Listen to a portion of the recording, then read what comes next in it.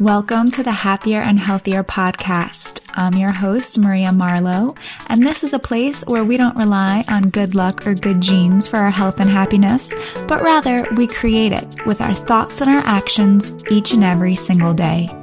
Each week, I'll bring you a thought or a guest that will help you live your happiest and healthiest life. Are you ready?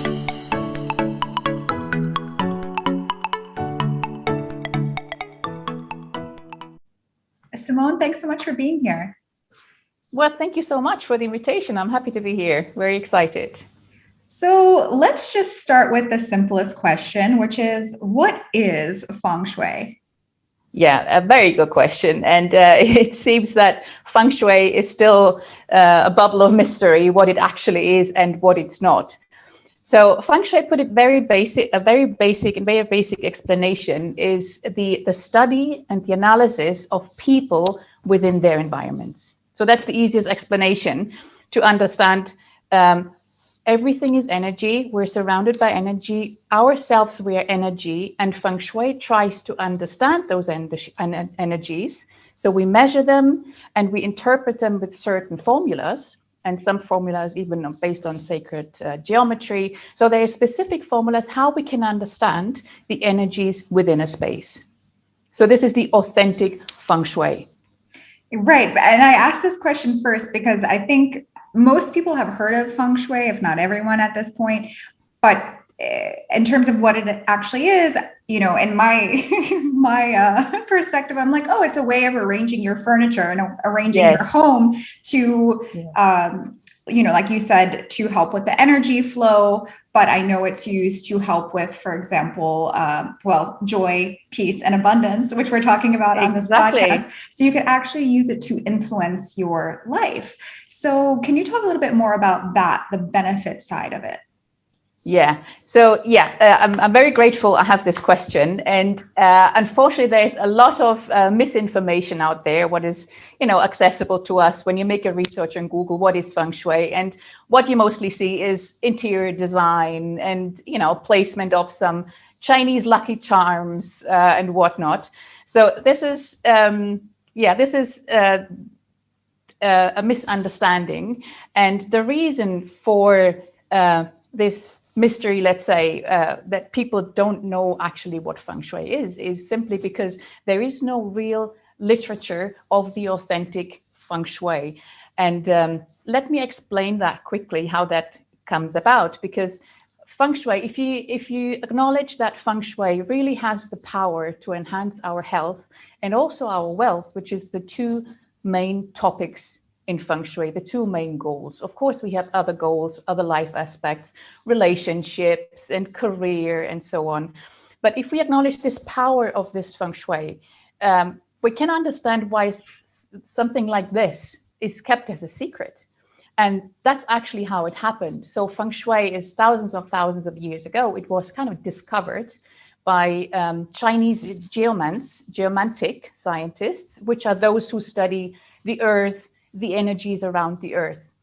And so they studied the cycles of the cosmic energy, the constellations of the planets and so on. And all this has an influence on the land. So we're talking thousands of years ago when people still lived in harmony with nature. And so they figured out which season is the best for the crops to grow, which is the best for rivers, where is the best river banks where you can settle down and actually have a fruitful life. And so this power that time was acknowledged by the emperors, the Chinese emperors. So these Feng Shui masters were actually held captive from the emperors because they knew they would secure their power. And they were even, and now listen to this, they were even sentenced to death if they would ever share this knowledge with the common people or with other emperors. So you can understand the secrecy of all this. And it only happened in the civil wars, all the change in the 20th century in China, when finally these Feng Shui masters could fled the country. And then they saw the opportunity to sell their knowledge, to spread it around in other parts of the world, because it was powerful and it did secure the emperor's power. So, and there you can understand that now the risk is if you spread something mouth to mouth, that it gets a bit diluted. And also, you need to see it started in China. So the problem was that a lot of, when common people heard about this power, they mixed it up with their rituals, their religion, their beliefs, and all their lucky charms. So that's why this whole delusion came about. And even today, the knowledge of Feng Shui, the classic, authentic Feng Shui that really makes a difference in your life, is even nowadays still transmitted from master to disciple. And I myself, I studied in Asia under big grandmasters and masters in their courses physically to understand and to interpret in a professional, way to understand the energies, how this is applicable to houses and to buildings and to all our environments. So there you see, there's a lot of books out there which talk about interior design, but this is all the dilution of all this that has been really taught in a serious manner. No, it's quite interesting, the history, which I was, I knew it came from China, but I didn't know the whole history, how it was very secretive and only the emperors could have access to it. Yeah. It starts to make sense, doesn't it? When you hear the history of it and think, oh, okay, there's something to it. Yeah. And it's quite an interesting concept. And I think anyone can, most people feel like you can feel when you go into a space, you can feel the energy or the vibe of it, right? There are certain places that have a good energy, good vibe. You go in there and you're like, I feel great. This is nice. Like you're relaxed, you're calm, you feel good. And then there's other spaces that make you feel the opposite. So, maybe a space that's crowded or there's a lot of stuff all over the place, or just for whatever reason, like sometimes it may not even be a specific thing, but like sometimes you can go in and you feel like, oh, like I don't like this place or something's weird or off about it. And I think kind of at its simplest, right, that's kind of what Feng Shui is addressing, right? It's creating that good vibe and that good energy in whatever spaces you spend your time in. Absolutely. And you actually nailed this because, yes, when you go in those spaces that you say they feel good, you actually cannot pinpoint why. And also in spaces that don't feel good, you can't pinpoint why it doesn't, what is missing or what is too much. So Feng Shui addresses this with understanding the existing energies. Is it like a darker energy, like more the yin? The yin is the feminine energy. It's one spectrum. And the opposite is the male energy, the yang energy, which is vibrant. So we need to understand which mood is in which room to understand how we can arrange this room to give it that purpose, right? And so Feng Shui addresses this to a certain point to balance out the energies. Now, what you were talking about, it feels right. Yes, Feng Shui does that to a certain point. And there we come to a very interesting topic, and this is my absolute passion, that we talk about the concept that we've come up. We added to the Feng Shui also interior design principles, Western standard design principles, but also more importantly, global wellness standards, which actually add the wellness aspect into that. And we come up with a catalog. The concept is called, by the way, Second Nature. And it's a concept that brings the ancient wisdom of Feng Shui together with the Western world, with the interior design, but also globally, the wellness points. So this catalog of hundreds of points, we nailed it down to really understand, make a checklist, what actually makes a space feel 100% the way we want it. Yeah. And so These is measurable because it can sometimes be subjective to someone. It feels good for one person or for another. But that's why we have created these a list of really universally applicable and replicable criteria how to make a space feel good. Right. And it will be different for each room, like you mentioned. So for example, in the bedroom, you want it to be calm and peaceful, but You don't necessarily want Exactly. your office to put you to sleep. So No, not really. yeah, so Yes, exactly. Yeah. it's And there is really the space you individual. need to create. Yeah, you need to create the space for its purpose. So what I encounter a lot is people think feng shui, oh, it's all about calmness and relax and spa. It is not. It's one aspect. The other aspect, it can be very vibrant and joyful and peaceful. Like if you have a hotel reception, for example, you don't want to fall asleep in a reception. It's like vibrant. You come to a nice space. Yeah, or in an office, yes, you want vibrancy, you want really bright light and to focus. And as you rightfully said, in a bedroom, it's kind of the opposite. You want to have it like a dark mood and calming, grounding. And this is exactly the point. Feng Shui can do both and more than that. So let's talk about some of these specific benefits or feelings that we want to feel. So let's say someone wants to feel more joy. What are one or two things that they can do in their space that will help bring in that energy? Yeah. So there's a lot of let's say tools to bring in a certain energy. First, we need to understand with the feng shui calculations what energy is in that space at all at first. It's like before you fix yourself at the doctor, you first need to do an examination to understand what is actually there and how can we make that better. So this is where we do the a physical examination, a physical assessment of a place to first see, okay, where is the space that you want to have this joyful experience? You know, maybe not in the bathroom, but maybe in the living room. Yeah. So we understand with the calculations what energy is present at the moment. Now, it can be that there is some elements that show that this specific room has actually quite negative energy from a sort of environmental perspective. Like you need to see what's outside. If there's, for example, a radiation tower that emits radiation or something, or is there a construction site, or is there a big river, which would be positive. So we need to understand what is there and what is it not naturally prone to. Is it more a room that you should actually more use for a bedroom because it naturally has this energy? Or has it really an active energy by itself already? And then we look how we can enhance that.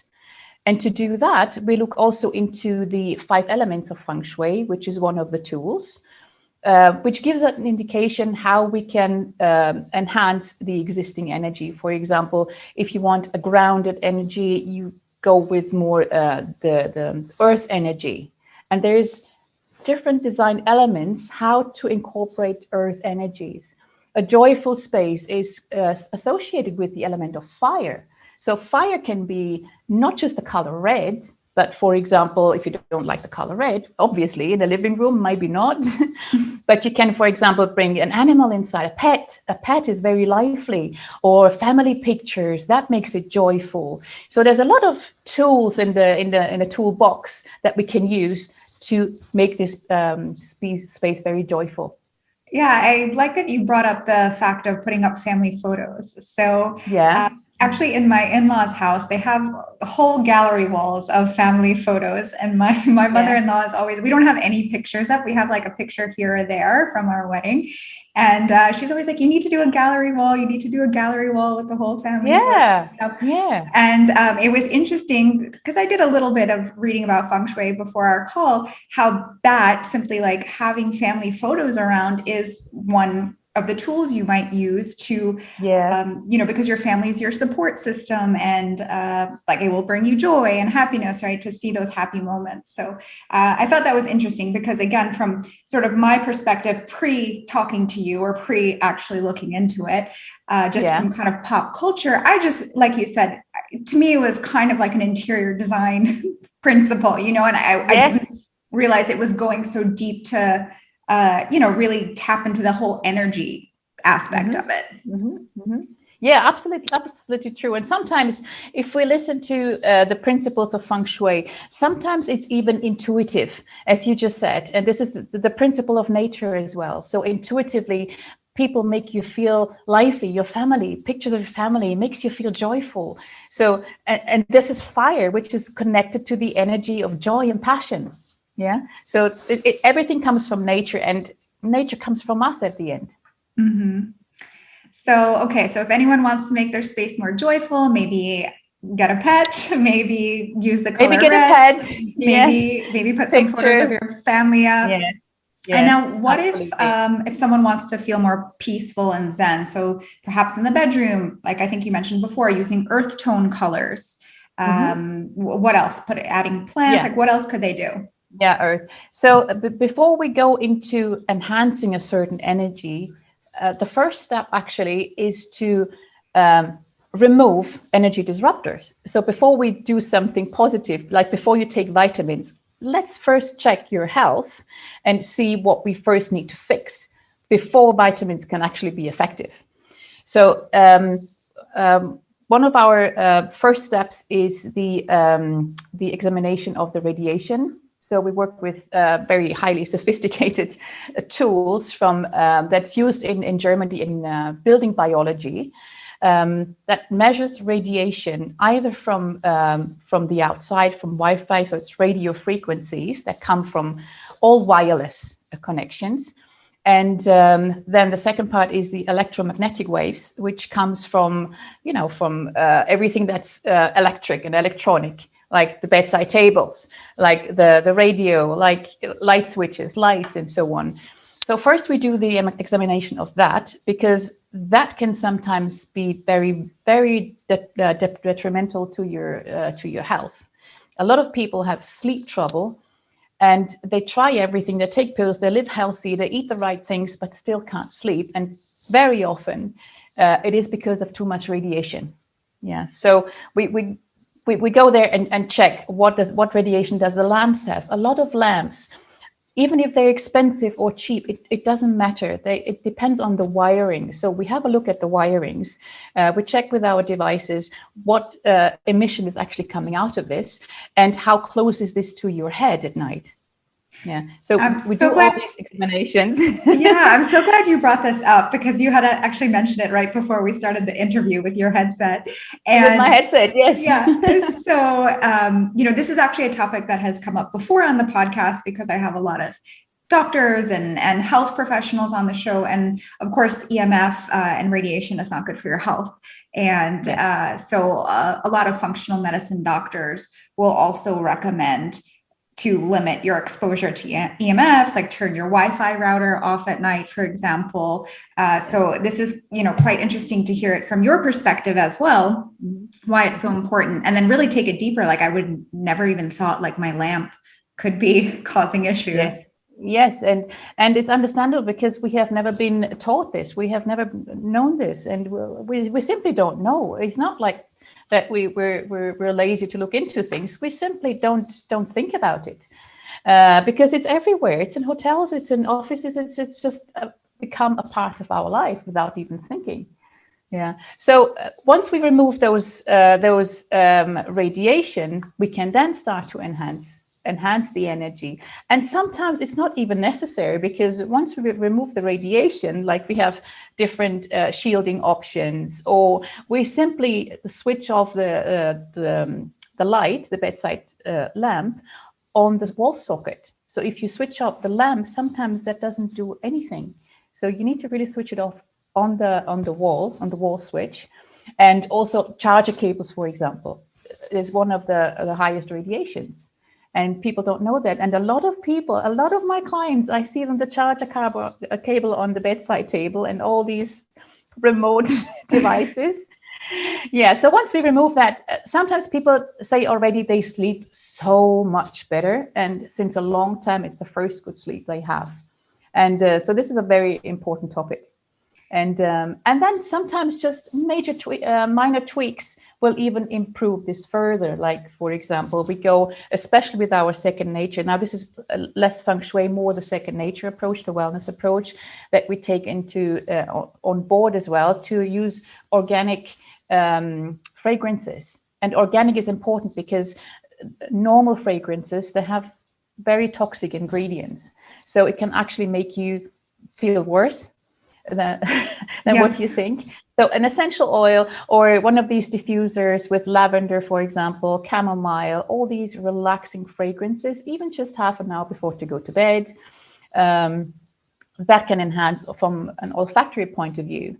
And also, like when you look at the furniture in a bedroom, so I see a lot of cool designed bedrooms, which, you know, are nice to look at, but they don't fulfill the purpose of a restful sleep, which is, for example, white. White is a very, very popular color in bedrooms because it looks chic, it looks clean, the bed linen looks clean.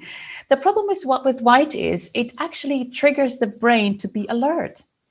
So it doesn't fulfill the purpose. So white linens in bedroom, in hotels, yes, they look clean, and that's what people connect with white. It's clean. But I always recommend my clients to use a bit more hued tones, that like little beige, even if it's a bit off-white, just not the really, really clean, bright white. Yeah. Then you look also at the furniture, you look at the noises from coming outside. So we really look at every single detail. It's like, you know, like a recipe. You have so many ingredients that you put together on our checklist, and that the end result is really, wow, 360 feel good concept. Yeah, because I think most of us don't put really much thought into designing any space, and like, especially not the bedroom. And like, for example, even me living in an apartment, the rooms are kind of small. You can only put so much furniture, so many, like you don't have options. Like I can only put my bed in one direction. There's nowhere else it will go. Right. So it's kind of refreshing to see the amount of thought that really goes into, and the mindfulness about creating a space. It's not just like throwing things in there however they fit. It's being really mindful and intentional. How do I want this room to make me feel? What am I going to do in this room? And then optimizing everything in that room. Yeah. And when you mentioned your bed only fits in one direction, so this is a topic related to the authentic Feng Shui. So every one of us is born with a certain energy, which is calculated based on your birth date. And every person has positive directions to sleep in and negative directions to sleep in. Now, this can be a challenge when you say in apartments where normally designers have already, or the builders already put the sockets in a certain way. So this is how you have to put your bed.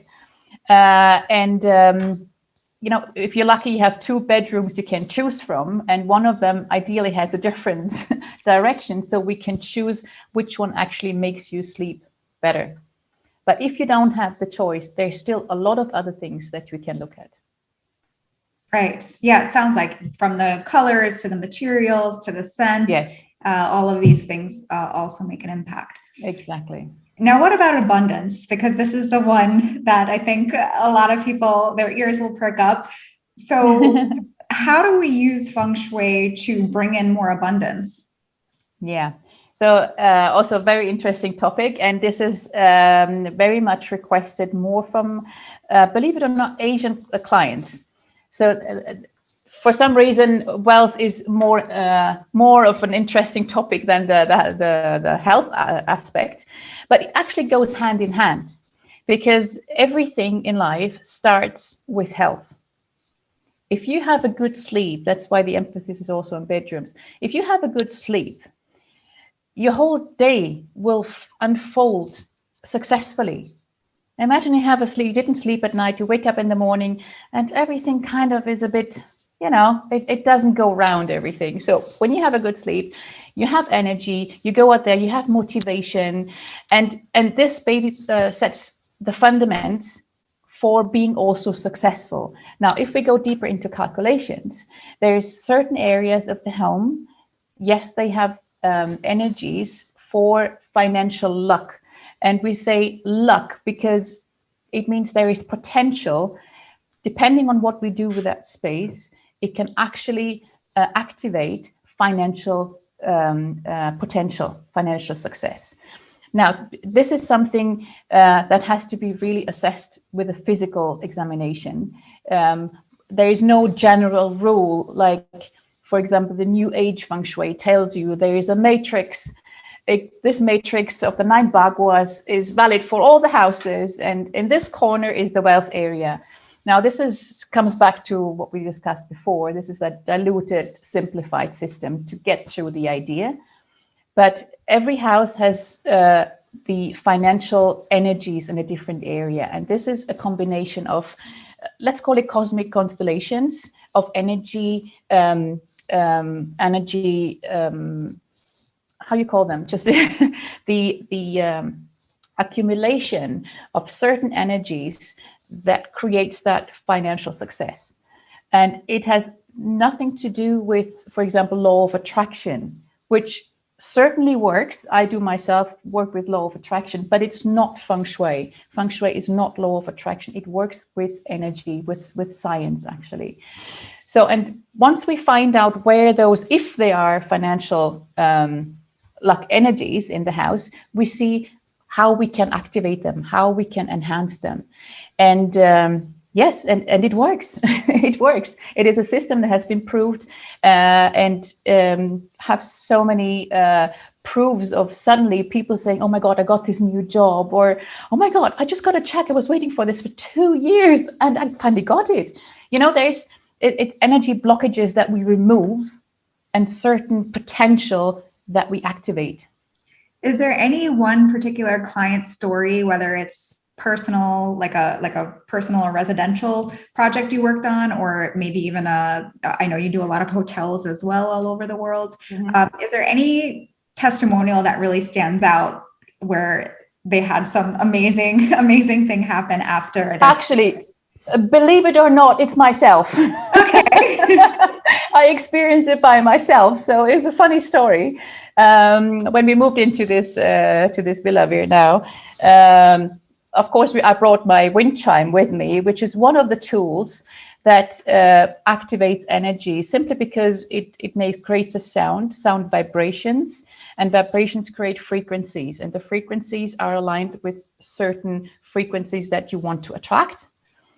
So there we come more into quantum physics as well. So so we try always to make Feng Shui understand in the scientific way, so people get more of a connection to it and don't see it as a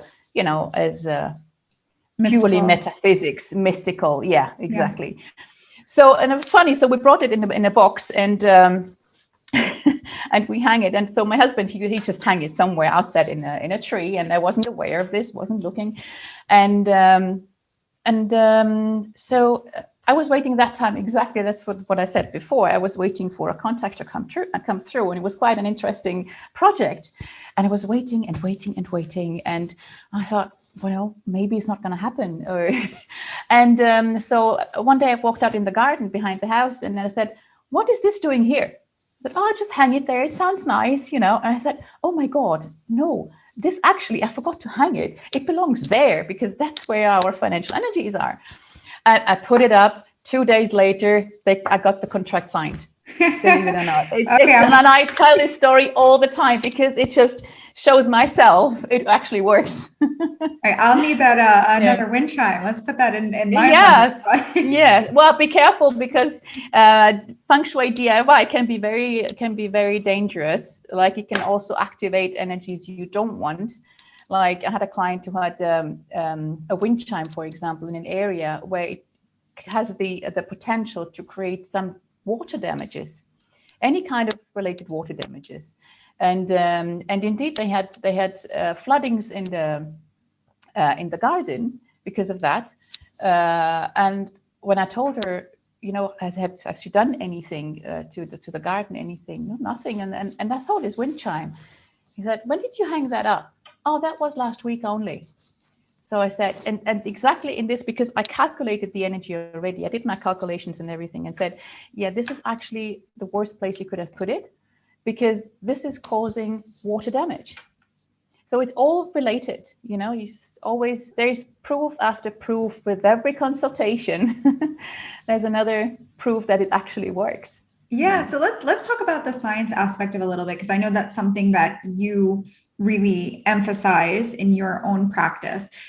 Yes. A lot of people, I would imagine, assume that Feng Shui is like this sort of mystical, yes, woo-woo type of thing. Exactly. But you're saying no, like we're actually doing, real calculations, there's geometry involved, there's certain principles and formulas involved. So can you talk a little bit to the science aspect of it?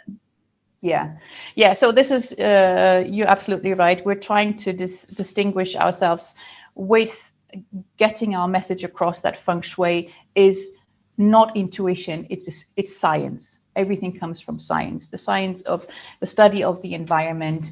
And how can we make this understand to even the most Western logic person, thinking person, to get them connected to what we do. And we start by talking about energy. Energy can be measured. And everything is energy. We are energy. Quantum physics tells us everything is energy. Einstein says, everything is comes from energy, from atoms, how they interact, how they attract other atoms, so we have done a lot of research in all these thought leaders: Einstein, Nikola Tesla, who was a quantum physicist, who created the free energy in the world. So there is actually free energy available to us, and we actually wouldn't need electric energy from the sockets. And to make this understand, energy is free, available to us, and it's out there, and we just need to understand it. We need to understand and interpret these energies. We have certain vibrations. There's bioresonance medicine works on that. We have certain frequencies in our body. Everybody has a certain frequency, and everything around us has frequency. So we need to align our personal energy, or more the other way around. We need to align our environment to be in tune with our personal frequency. And this is part of it's basically Feng Shui. Only in Feng Shui, you don't give them numbers like meters per volt, while in physics you do that. So there's actually, I have devices that can measure your personal frequency, your personal electricity you have in your body. And so this is how we connect this mystery, let's say. We bring this to the modern world with actually proving, look, you have this frequency at the moment, and this is what you need to surround yourself with to align your body, to align yourself with your environment. And could you, let's just say hypothetically, someone's at a lower frequency, or maybe not in the best place. Could you then use your environment to sort of elevate that instead of just kind of keeping you where you are? Absolutely. So we can certainly energize the environment. And this is what it's all about, to give you the energy that you need. If you say I need more motivation, I need more this or this, this joyful energy. Then again, we look at what's the energy at the moment, and we enhance that, and we bring in things that are joyful, that higher the frequencies. And then you can even go further into music, for example. Music has a certain frequency. Put up music that aligns with you, that you're attracted to, because our favorite songs that we like to listen is exactly the frequency we need. Sometimes we don't like certain types of music because it's just not our frequency. It's not good for us. You see? So this is how we figure this out. And what role do plants, for example, or natural materials, how important are those? Yeah, that's also a very good topic, the nature. Plants, of course, is beautiful piece of nature that we can bring into our homes. And Feng Shui is all about nature, because nature has the best energy. It has the most healing energies, the most healthy energies. Whenever we go out in nature, there's something that just makes us feel good. We're refreshed. We're just aligned and grounded. And so bringing plants into the home is bringing a little bit of nature, of that vibration into our homes, a little bit of healing energy. A lot of houses, they don't have plants, and they feel, a bit cold or a bit lost, or something is missing in there, because there is no natural vibration, no natural frequencies, and it makes us feel a bit lost. So bringing in the plants. And I always am an advocate for lots of plants in the house, a lot of greens, low maintenance, of course. There's no such thing as too many plants, right? No, not really, except in the bedroom. There shouldn't be any plants anyway. But yeah, this is bringing a piece of nature, bringing a little bit of peace into your home and into your life. And what about there is a movement now towards more natural furniture, getting away from the glues and all these chemicals, right? There's so many different chemicals in regular furniture. So is that something that you would also that also comes into the equation, being mindful about where you're sourcing the things in your place? Absolutely. And that's a very important topic as well. What materials we're surrounding us with. It's very important, not just the type of furniture and the carpets and curtains and even bed sheets. If you have these polyester material or these, this plywood, they're dead energy or negative energy. They don't have natural vibration. So it doesn't support you in your energy. And the more natural materials you use, the more natural energy you have and more of this grounding energy you feel. And it's one of the aspects that makes you just feel, that space, like, I just feel good. I don't know why, but it's one of these aspects. And a lot of designs, as you rightly said, go away from these things because they realize that this is an important element of homes. The building materials, the furniture, the glues, as you said, everything that's built in that you maybe don't see, but you can. It all has an impact. Your body can feel it. Your body can feel it, exactly. Yeah. So what are your 3 top tips to instantly increase the energy flow in a home? Yeah. So if we go to the general rules of Feng Shui, not the tailored. So if you don't want to change anything in your life, you don't have issues in your life, then we can generally improve a little bit the energy flow in home. So one of the most important things is, first of all, get rid of your clutter. Decluttering is a big subject, and you might also know the movement with Marie Kondo, yes. Spark Joy, and you can make this in a really fun way. And the reason behind it is because there's actually more than one reason. The reason is first of all, you simplify your life, really. The less things you have, the more you can focus on important things in your life. From an energy perspective, the less you have standing around or laying around, the smoother the energy can go through your home, and it's just a bit more of a satisfying feel at home. And it can be fun. It can be fun. I do that on a regular basis, going through drawers, wardrobes, where you're hiding things. Just either keep them, sell them, or donate them, and it actually makes you feel good already. So there's a lot of reasons why to declutter. Yeah, it feels so good after organizing and getting rid of the stuff you don't need. It's like a whole weight is lifted off of you. Absolutely. Another point that you can look at is and this is also a very popular method, I would say, to hide things behind the door so nobody can see them. And it's actually in Feng Shui very important that you have the doors can open freely without any obstruction behind it. So make sure every door can open fully and can let all the energy go through it smoothly without any blockages. That's also an important topic.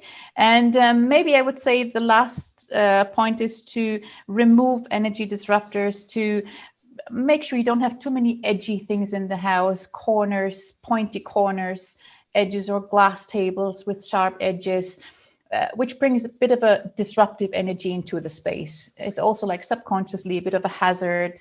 You don't think about it, but your subconscious does. So it does make you feel a bit, same applies, for example, to anything hanging above your bed on the headboard side. So I would remove anything that's hanging up there because of exactly that feel.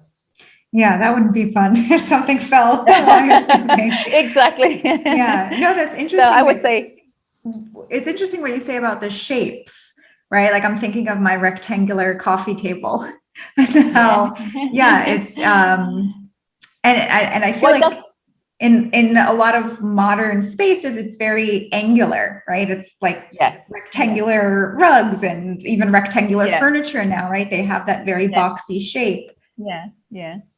But it's not a bad thing, because if you want to create such an edgy atmosphere, it's fine, it works. But when you ask how do you create harmonious feel at home, how can you improve the home, it's more about bringing really a balance in there. It doesn't all have to be round, but the reasoning behind is, if you look into nature, there is no straight shape. There's not a single straight shape in nature. There's no rectangulars. There's no squares. Everything has curves, corners, is round, oval shape. So this is because it's a natural, it feels naturally good if you look at something a bit more roundish and you feel more at ease. So of course, you don't have to have everything like nature. If you want to be a bit more, dynamic, of course, rectangular shapes are fine. Just balance it out. It's at the home, have a bit of both, just to harmonize a little bit. If you have a very geometric apartment and you have a geometric table, yes, it might feel a little bit, maybe something is missing.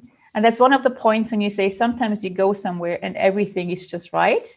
So maybe in that spaces, you will see the balance of the yin and yang of the opposites.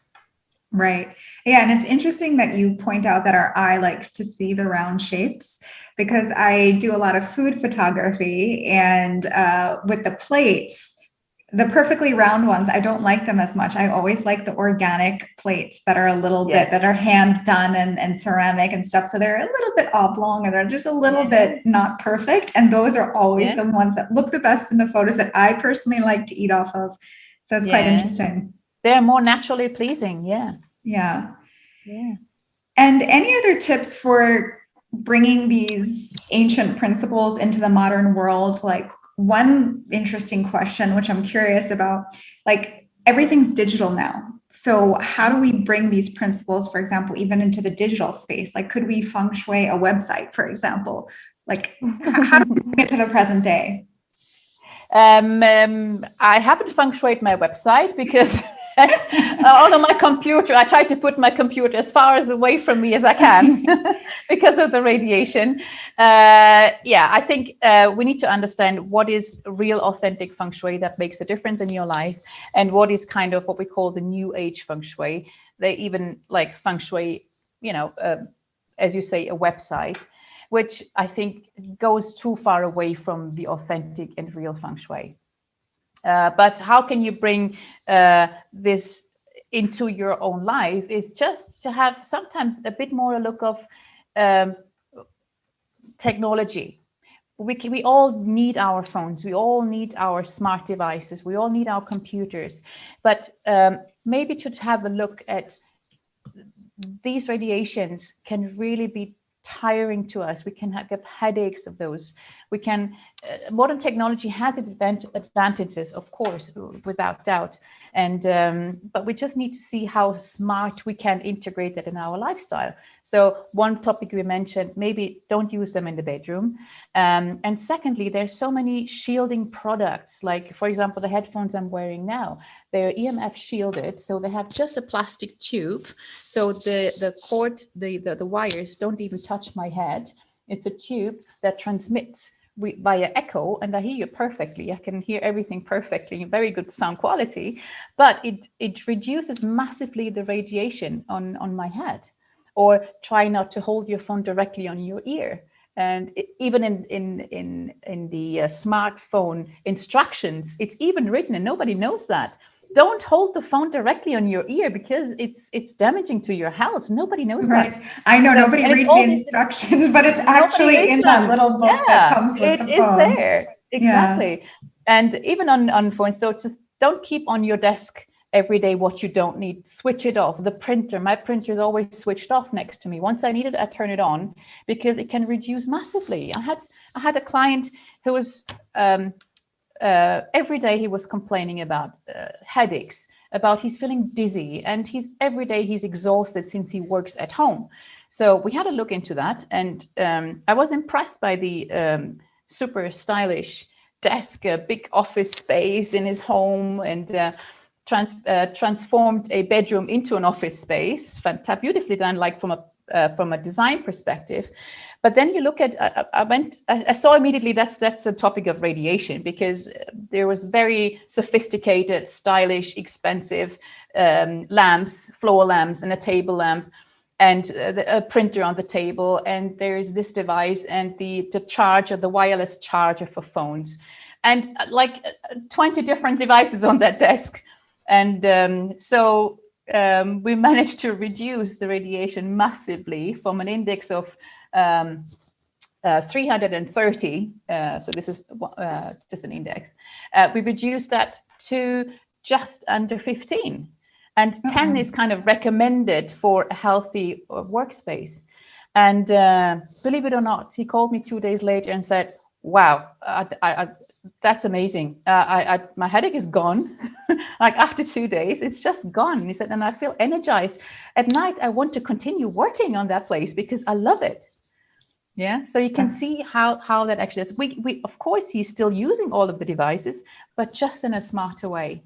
Yeah, no, that's a great tip to carry forward. So one last question. It could be related to Feng Shui or just really anything else. But if you can leave our listeners with one tip to live a happier and healthier life, what would that be? I would say accept your daily moods. Don't force yourself to be happy. It's the balance of life, the yin and yang of life. In order to be happy, you also need to be unhappy, and it's just natural. We have this peer pressure to be happy all the time, but it's not natural. That's a big message I can give out there. When you're not in a good mood, enjoy being miserable for one day, because the next day is going to be fantastic. Yes, I love that. The yin and the yang. You need the dark to, enjoy the light. Absolutely. Absolutely. Well, thank you so much, Simone. So where can people find more about you and what you do? So most of the information is on my website. You can see the projects we have done, the services we offer, and we're also on Instagram and on LinkedIn. And of course, you can call us anytime or send an email. We're here.